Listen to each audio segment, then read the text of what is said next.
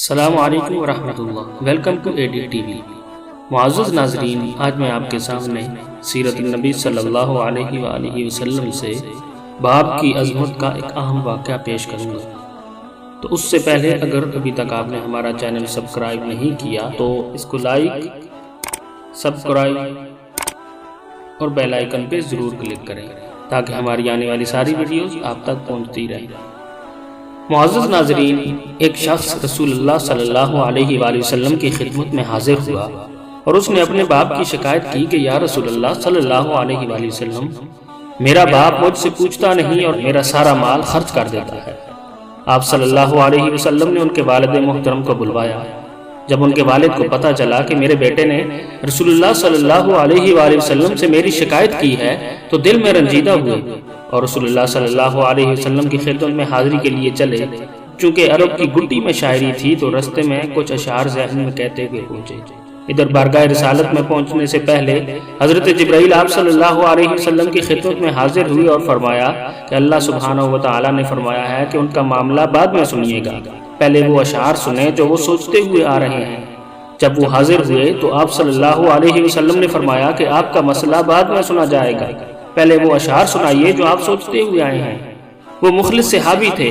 یہ سن کر وہ رونے لگے کہ جو اشعار ابھی میری زبان سے ادا بھی نہیں ہوئے، میرے اپنے کانوں نے ابھی نہیں سنے، آپ کے رب نے وہ بھی سن لیے اور آپ صلی اللہ علیہ وسلم کو بتا بھی دیا۔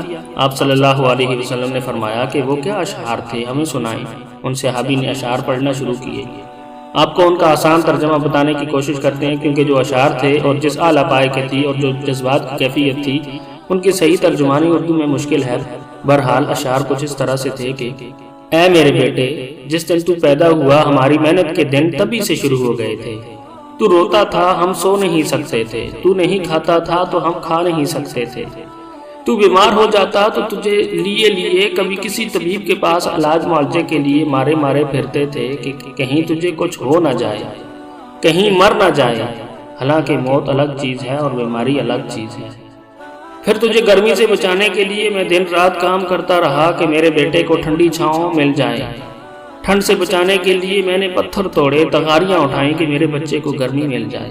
جو کمایا تیرے لیے، جو بچایا تیرے لیے، تیری جوانی کے خواب دیکھنے کے لیے میں نے دن رات اتنی محنت کی کہ اب میری ہڈیاں تک کمزور ہو گئی ہیں، لیکن تو کڑی اور جوان ہو گیا ہے۔ پھر مجھ پر خزاں نے ڈیرے ڈال لیے لیکن تجھ پر بہار آ گئی۔ میں جھک گیا، تو سیدھا ہو گیا۔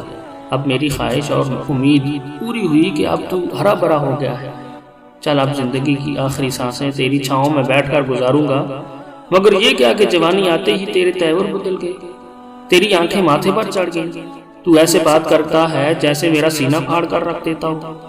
تو ایسے بات کرتا ہے کہ کوئی غلام سے بھی ایسے نہیں کرتا۔ پھر میں نے اپنی ساری زندگی کی محنت کو جھٹلا دیا کہ میں تیرا باپ نہیں، نوکر ہوں۔ نوکر کو بھی کوئی ایک وقت کی روٹی دے ہی دیتا ہے، تو نوکر سمجھ کر ہی مجھے روٹی دے دیا کرتا۔ یہ اشعار سناتے سناتے ان کی نظر اللہ کے رسول صلی اللہ علیہ وسلم کے چہرہ اقدس پر پڑی تو دیکھا کہ آپ صلی اللہ علیہ وسلم اتنا روئے کہ آپ صلی اللہ علیہ وسلم کی داڑھی مبارک تر ہو گئی۔ آپ صلی اللہ علیہ وسلم جلال میں اپنی جگہ سے اٹھے اور بیٹے کا گریبان پکڑ کر فرمایا کہ انت وما لک لابیک، تو اور تیرا سب کچھ تیرے باپ کا ہے، تو اور تیرا سب کچھ تیرے باپ کا ہے، تو اور تیرا سب کچھ تیرے باپ کا ہے۔ رب ارحمہما کما ربیانی صغیرا۔ معزز ناظرین، یہ واقعہ سیرت کی کتاب سے لیا گیا ایک نہایت ہی سبق آموز واقعہ ہے، تو ہمیں چاہیے ہمیں اس واقعہ سے سبق حاصل کرنا چاہیے۔ اور رسول کریم صلی اللہ علیہ وآلہ وسلم نے فرمایا ہلاکت ہے اس شخص کے لیے جس نے اپنے والدین دونوں یا دونوں میں سے کسی ایک کو بڑھاپے کی حالت میں پایا اور ان کی خدمت کر کے جنت حاصل نہ کر سکا۔